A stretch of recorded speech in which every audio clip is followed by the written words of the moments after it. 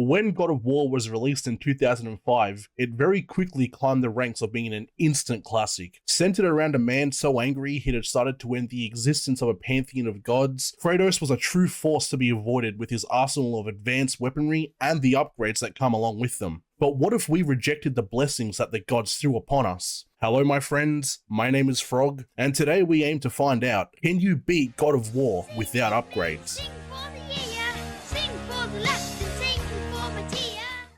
Before we begin our journey of removing any form of religion from the southern Mediterranean, a few rules must be set in place for this run. Rule 1. I cannot use any red orbs to upgrade my weapons. This means I was limited to the base combos and damage I was given from the beginning of the game. Rule 2. I could not add any Gorgonized or Phoenix feathers to my inventory. This means my HP and magic bars were at their absolute lowest. And lastly, Rule 3. I was still permitting myself to use magic and any other weapons given to me throughout the story, as they also wouldn't be upgraded alongside the Blades of Chaos. Now that we've cleared all of that up, let's begin. Our adventure starts on a boat forcibly docked in the Aegean Sea, and being overrun by the ugliest things I've ever seen. Using my blades, I showed the creatures that in a game of rock, paper, scissors, steel always beats flesh, and after clearing the ship's deck, I progressed below. It was clear at this point that Kratos was not built for the circus, because his sense of balance was horrible, and he couldn't tightrope to save his life. Taking my anger out on some barrels and kicking a door in, many harpies instantly hounded me. Thankfully, it was clear that I hadn't skipped leg day, as I could jump higher than Mario ever hoped to, because as the old saying goes, Kratos does what Nintendo don't. Slicing the harpies out of the sky, I opened a few nearby chests and absorbed the red orbs I couldn't use. In an effort to backtrack to the start of the boat, a Hydra reared one of its ugly heads, and I was thrown into the fight against my will like I'd walked through tall grass in a damn Pokemon game. Grabbing me in its grotesque mouth, I fought my way out, because even though snakes eat frogs, natural selection didn't exactly apply in this scenario. I dodged the Hydra's attacks with skills that would make a Dark Souls veteran jealous, and I only retaliated when I had an opening with my blades. With its health low, it tried one more time to turn me into lunch, but we didn't do that here, so I used gravity to launch an aerial attack to finish it off. With one head covered, I carried on to the ship's depths, making short work of the other enemies I encountered, and failing to maintain my composure as I attempted to dock onto another boat. On the other side, the enemies had finally figured out what a ranged attack was. I needed to hide behind a crate to take cover, dodging the magic arrows thrown at me. Using the wooden box as a platform, I climbed up and ensured the Legionnaires regretted their loyalty to a god who would soon fall. Trekking through the deck, I found the mast and climbed to the top. I sent more Legionnaires to their doom, and after a quick zipline over to yet again another ship, I met Poseidon in the form of a door, who granted my first spell of Poseidon's Rage. Heading outside, I scaled the side of the ship for what I hoped was the last time, and I encountered the true form of the Hydra I ended earlier. The enormous sea creature was not happy, and it displayed that pretty well. Spinning around and slapping me with its might, I retaliated in the only way I knew how, and threw my blades back in anger. Realizing I now had the power of Poseidon at my side, I summoned electricity from the god of the sea for some reason, and with one of its heads dazed, I collided the nearby pillar into its neck, pinning it down to prevent any more distractions. Using the same strategy on the second head, I got ready to take on the big kahuna. Ascending to the tip of the mast, the strongest of the bunch became enraged at what I'd done to its brethren, and giving a mighty roar, the Hydra sent me flailing to the bottom of the ship, and now I was angry.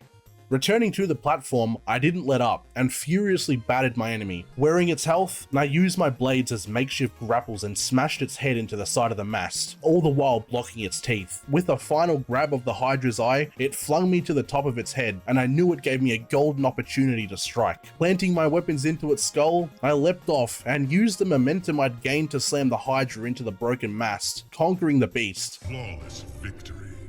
Fatality. Entering the mouth of the serpent, I grabbed the key I was looking for from the captain and proceeded to throw him into the belly of the beast, leaving the Leviathan.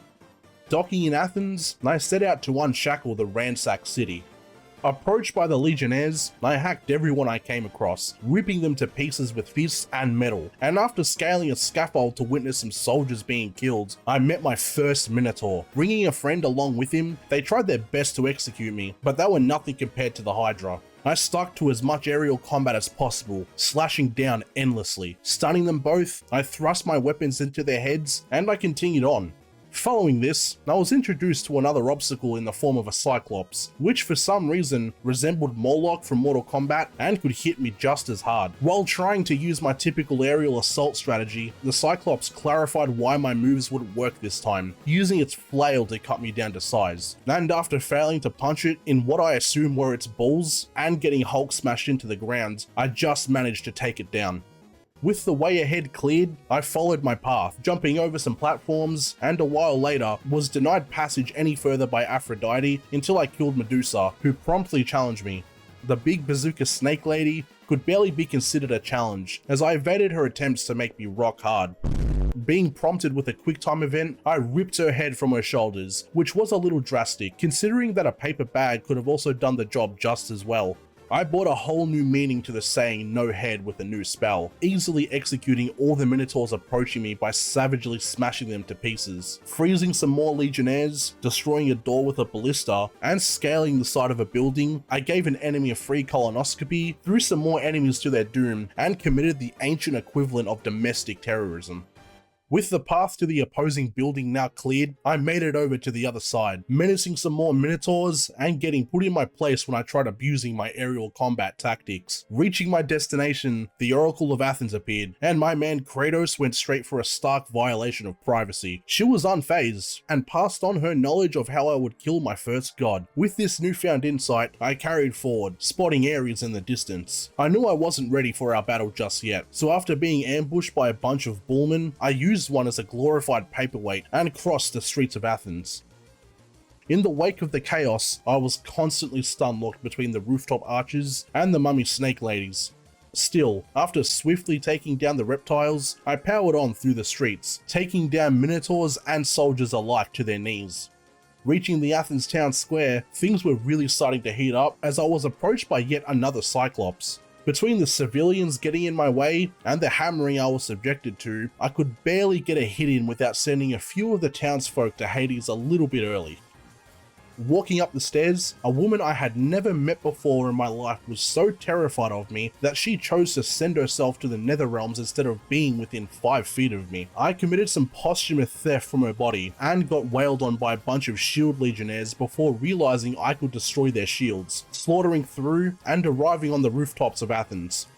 Scaling the sides of the building thanks to conveniently placed vines, I observed the landscape as Ares and his warriors laid waste to the city. Entering a clearing up ahead, I discovered my first Wraith. In a one-on-one fight, these things would be a piece of cake. However, when there were multiple, they seemed to enjoy turning into Drillman from Mega Man 4 and constantly rocking my shit. Eventually, I used Poseidon's Rage to keep them all at bay, allowing me to move on and kill a few more Cyclops, watch a bunch of soldiers get blown up, and parkour through the rooftops while killing everything I set my eyes on. Arriving at another crossroads, the man on the other side refused to extend the bridge out of fear of the monsters, which in hindsight was the more intelligent move, but he was in my way and I had places to be. Executing more wraiths with my Gorgon head, I got my daily workout by moving a ballista through the streets and killing more of the obstacles that were in my path. Blasting apart the door with a comically sized arrow, I met Zeus on the other side, and he granted me the ability to summon thunder, which I assumed I already had from the god of the ocean.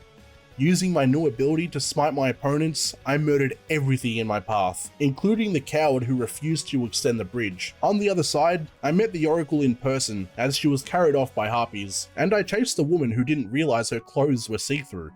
Slashing up towards the Oracle Temple, I found the entrance, and I was immediately ambushed by what seemed to be all of Greece. Ripping the heads off snakes outside, and using thunderbolts to shoot down the harpies inside, I climbed the tower floor by floor, chopping up everything in my way. Reaching the top, the Oracle was let go of the bat creatures and almost fell to her death, but she managed to grab a rope that I imagine was placed there for the sake of the plot. With less than 1 minute to spare, this was an amateur level speedrun at best, and I sped through the platforms, rescuing her at what can be considered world record pace. Opening up the way forward, I began my search for Pandora's box, the weapon I needed to destroy Ares once and for all. Descending the flight of stairs, I entered the city sewers, and there was much more than sewerage down here. Fighting through the waves, I took on soldiers and minotaurs with little effort, turning them into stone and chopping them to pieces. Even the Cyclops stood no chance in my wake, and whatever was thrown at me was deflected with deadly results. Exiting the sewer, I reached the Desert of Lost Souls and set out to find the Sirens. Wandering through the desert, I would be lying if I said I didn't get lost for over an hour. I spent more time than I care to admit insulting the minotaurs and putting catfishing screaming ladies out of their misery. Ending the last batch of enemies, I could open up the door, move a giant stone square onto a nearby conveyor belt, and became opposite Moses by separating land instead of the sea. Dealing with the new mob of sirens, the path to the temple was finally uncovered. Latching onto the Titan, I climbed up to the outskirts of the structure shackled to his body, and after crossing the massive bridge, I finally reached the entrance of Pandora's temple. Making my own set of stairs, the self-appointed corpse burner opened the temple for me, but I had one last challenge to face before entering.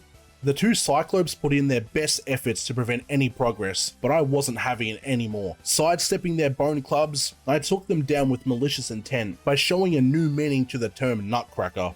Cranking a lever and heading inside, I handled the wraiths by ensuring they were frozen solid before they could spin to win. I did some light reading to open the door, and inside the Rings of Pandora, I had plenty of puzzles that needed to be completed before I could delve any deeper. Speeding past the walls that wanted to crush me, I opened the nearby chest, pulling off a sick dodge while I was at it. Emptying the room and pulling the lever, I guided the light to the skeleton door a little earlier than I was meant to. Heading back behind me, I put a renovator to shame after I was able to rearrange an entire room with the pull of a lever, and was given the Blade of Artemis to add to my ever-increasing weaponry. With another mean of dismembering my foes, I stepped through and I began the challenge of Atlas. The enemies inside seemed to forget a core element of this challenge. I wasn't locked in here with them. They were locked in here with me. Unsheathing my blade, I was pleasantly surprised that I could take them in no more than 2 strikes, clearing the first room pretty quickly. Moving through the path ahead, I rendered the Gorgons useless and quickly dispatched the wannabe security guards. Realizing I'd need something much heavier than my chisel 12-pack, I dragged out a nearby slab of stone and very carefully timed my kick to ensure I backflipped into the hidden door. Facing a new slew of opponents, I didn't let up, ending them all and heading up the nearest ladder. I thought I'd flex my jumping abilities by attempting to jump across, but that failed miserably. After carefully treading, I secured the Shield of Zeus, one more tool to help me in my journey. With the shield now in my possession, I returned to an earlier room only after getting lost again. I soon noticed I was going the right way when enemies started to spawn again, as is the ancient rule of video games. To put things lightly, this was an absolute fucking bloodbath, rendering limb from limb, hurling lightning bolt after lightning bolt, kicking enemies off tightropes, and forcing Bill Cosby off my body. I made it no secret that I was here to kick ass and kill Ares, and Ares was still hiding from me. Recovering the Shield of Hades, I now had another piece of the Pandora puzzle.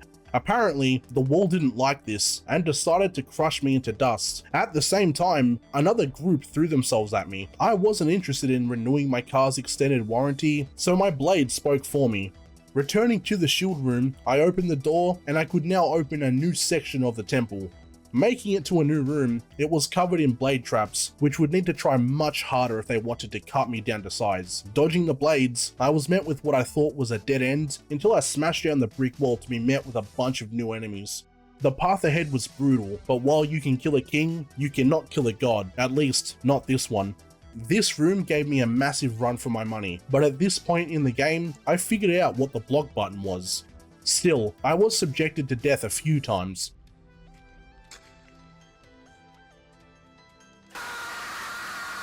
After many struggles, I emerged victorious against my opponents, grabbed the handle of Atlas, and departed for my next objective.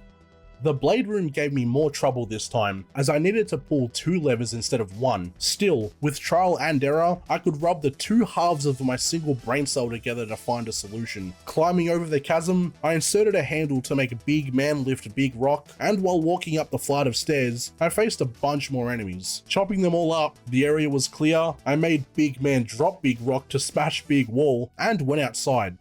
Robbing yet another corpse, I was concerned about Kratos' penchant for grave robbing. However, we don't kink shame here, so I tucked the thought away for another time.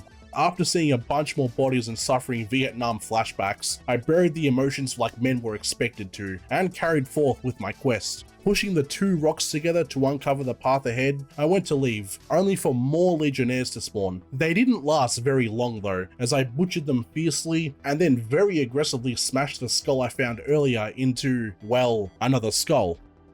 Immediately stepping through the door, another hurdle appeared, and I would have been crushed if I hadn't noticed it fast enough. Rolling for my life, I narrowly escaped, and I noticed a ladder on the other side of the water basin. It took me way too long to realize I had to ride the giant platform, and I jumped on it to perform my best circus tricks. Scaling the ladder, I found myself again outside, only for many Cerberus, or Cerberi, to appear. These were my most brutal enemies so far, and I struggled to fight my best.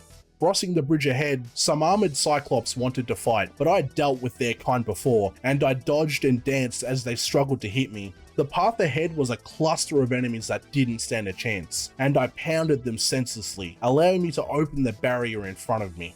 Riding the platform up to the top, I managed to get caught on the walls a few more times than I'd care to talk about. Moving outside, I took down a new batch of enemies, which made my health dangerously low, and even though I did a quick sweep for a health chest, there was none to help my cause. Climbing yet another cliff wall, I shimmied around to the side, hoping there were no more enemies to intercept me. My hopes were dashed, however, when some Minotaur appeared. Abusing my Medusa head, I kept my distance, turning them into stone and smashing them to more pieces. With the road now wide open, I was happy when I reached the end to find a health chest, and I got prepared for my next trial.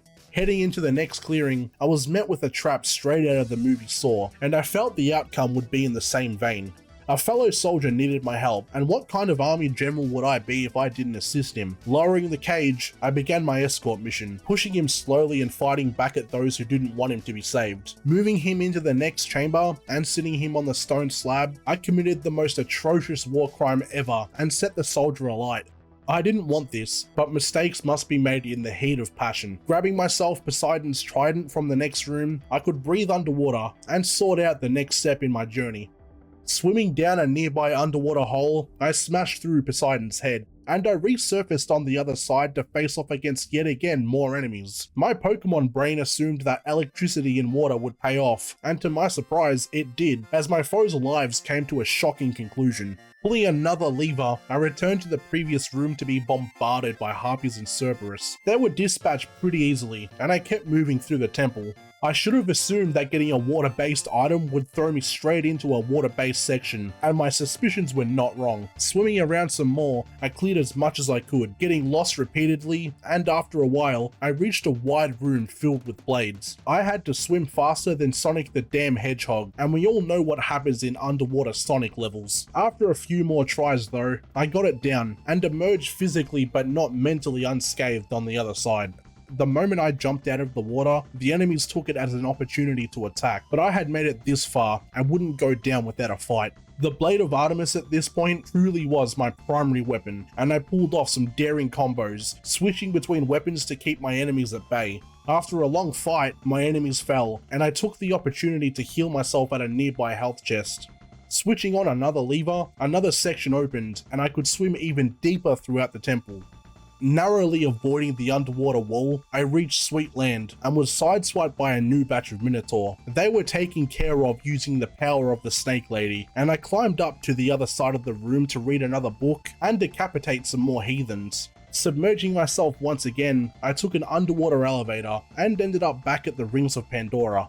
The fight ahead was tight, and the Legionnaire's shield prevented me from petrifying them. Thankfully, it wasn't the only weapon at my disposal, and they were killed anyway. Returning to the water basin, I could now head into the underwater hole that resided inside, and little did I know about the absolute hell I was about to go up against.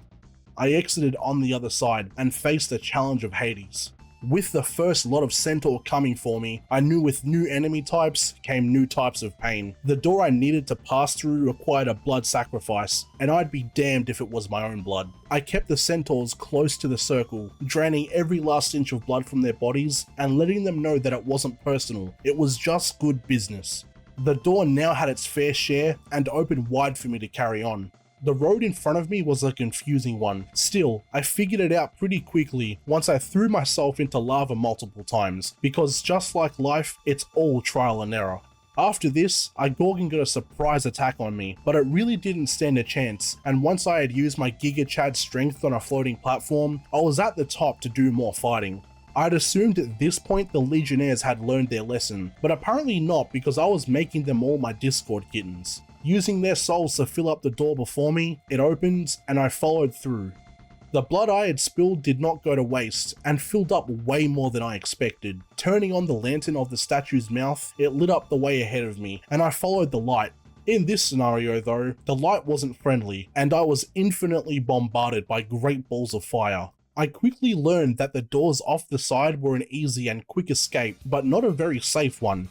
Being met with more minotaurs and enemies, I fought aggressively to survive, and at this point, I could feel the enemy's strength growing, and I wasn't having a good time. Practicing yet again more circus tricks, I crossed another tightrope to drop down to the platform on the other side, only to be met with even more enemies.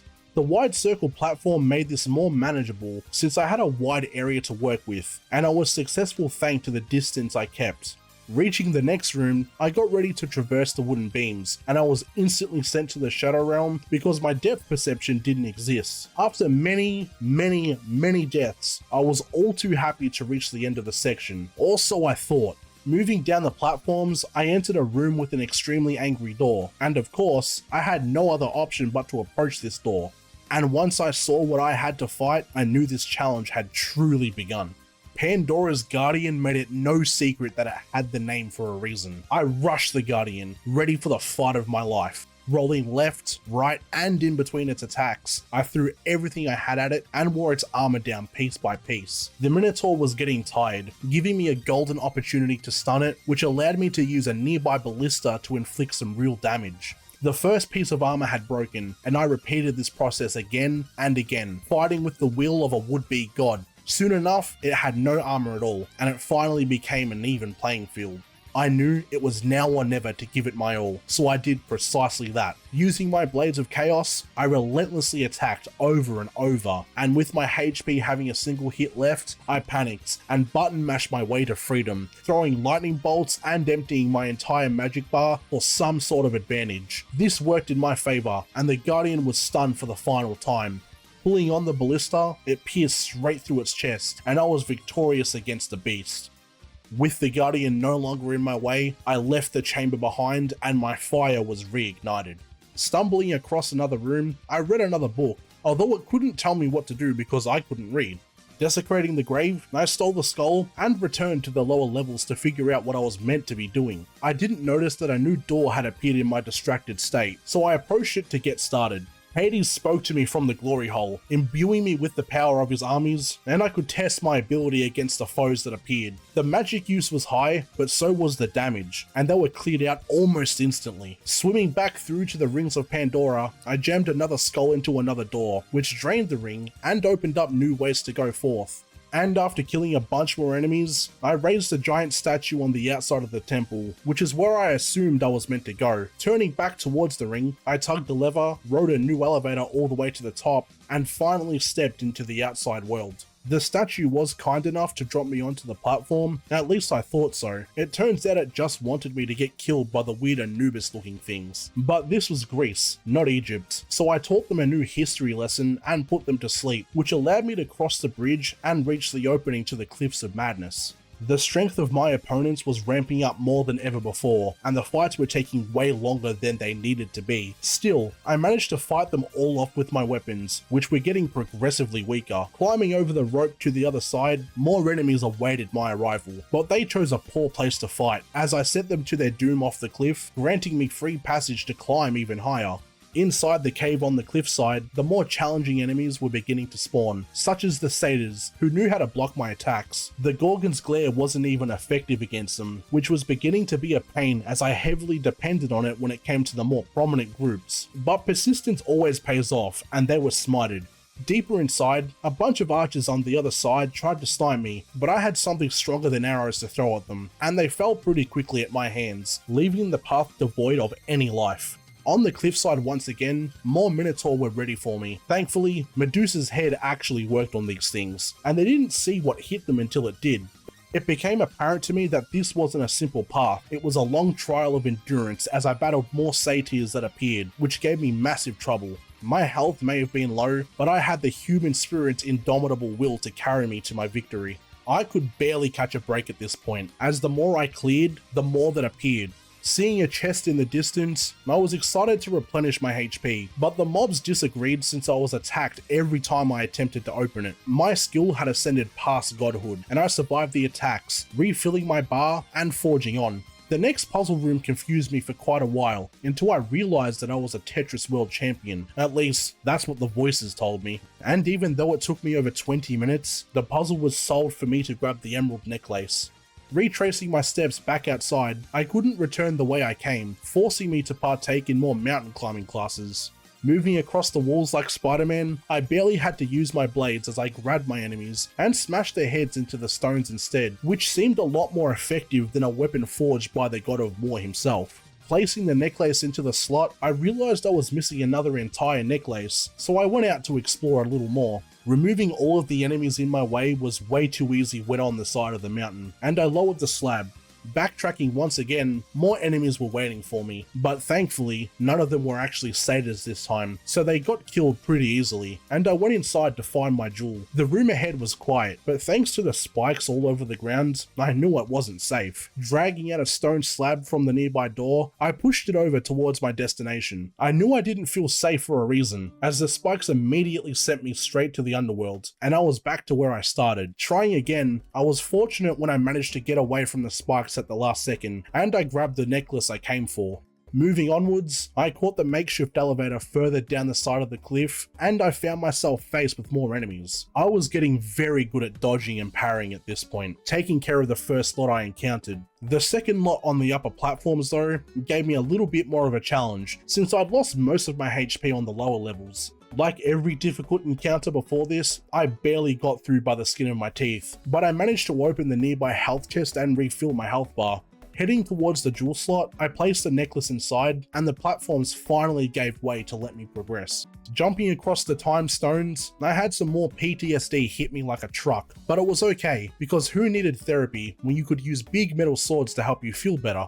Using my blades, the Minotaurs were no match, and they fell before they seen what was coming. Following the path, I reached the end to become Tarzan by crossing the ridge on the ropes, and I got to the entrance of the Architect's tomb. Approaching more platforms and traps, I jumped across flawlessly without any struggle, and took the path on my right to open the gates that had locked me out. On the other side, there were some more legionnaires to dispatch, but there were no real problem at this point in the game, and I reached the other side to be surprised by some Cyclops and some Cerberus. The Cyclops was easy enough to deal with on its own, but coupled with a demon dog, it was a different kind of beast. I used Medusa's head to my full advantage here, stunning the Cyclops while dodging the Cerberus and only hitting at opportune moments. The one-eyed wonder was the first to fall, and I focused on the mutt and its offspring, and once again, I barely escaped with my life. Moving the nearby crane to unlock another section, I went down to the tomb's entrance, and after dragging a statue, 2 more Cyclops appeared. In an everyday context, 2 eyes are better than 1, but in this context, it didn't give the enemies any kind of advantage. Staying back from them, I slashed and dashed around their attacks, trying my best to not provide an opening. This worked in my favor, as the last one died, and I could move the statue to its location. Sitting down, I opened one of the doors to the tomb, and once I had placed the slab on the button below, I jumped over once again to the other side of the rotating platforms, and I was given a timer. The gods of Olympus hadn't heard that I was a previous world record holder for speedrunning, but it was okay because I'll always PB, and this was no exception. Beating out the timer, I entered the Architect's tomb, and I did my best Agent 47 impression by assassinating an already dead body, using its skull to open the next door. It was quiet on the path up ahead, but I knew it wouldn't be for long. Walking down the longest flight of stairs I'd ever seen, I found my destination, and the gauntlet had begun. The fact that the floor moved didn't change anything, since I rolled faster than I walked, and I'd been rolling to get through this run the entire time. Harpies and legionnaires filled the room, assuming that they could take me down, but they thought wrong. The blades came crashing down on my opponents as fast as they could spawn, and before long, the chamber echoed with the screams of the dead, bringing down the barrier. Ascending the stairs, I opened the door, pulled the lever, and after all this time, I finally found what I had come for, Pandora's box.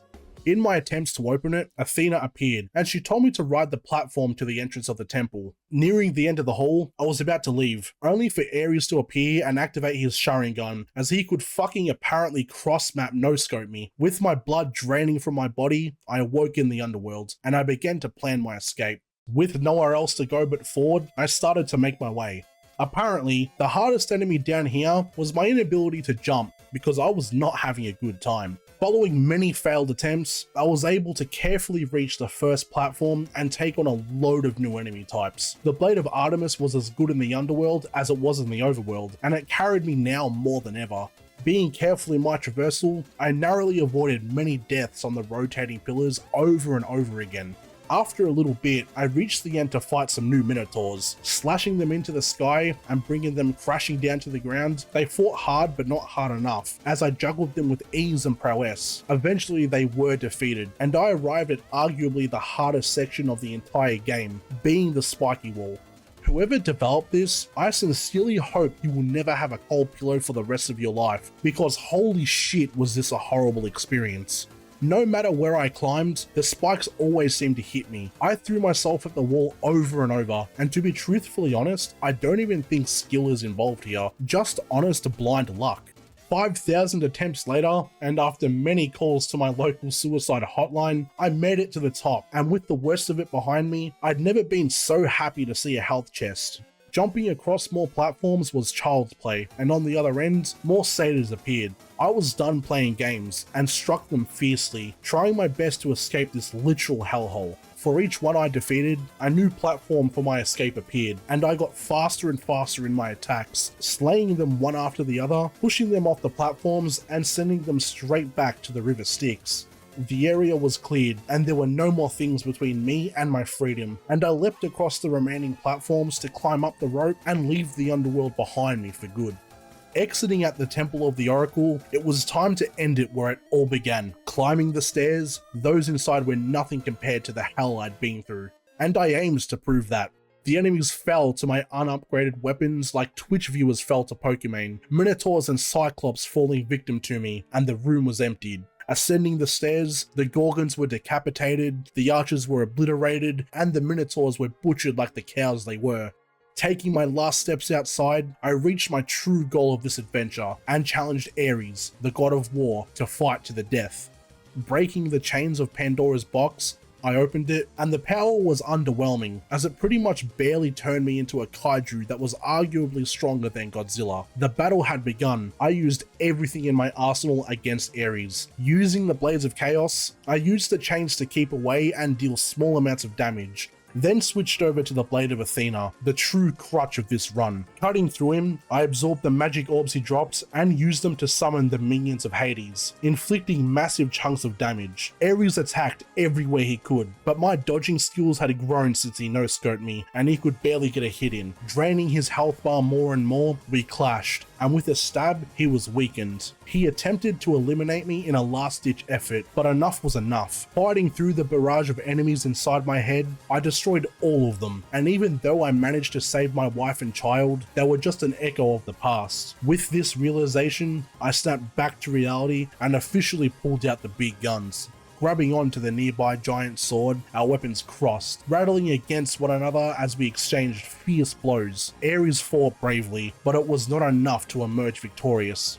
With the final blow, I planted my sword inside of him once and for all, and the first of many adventures was over. With the death of a god of war, the birth of a new one came, and I had proven that you can in fact beat God of War without any upgrades.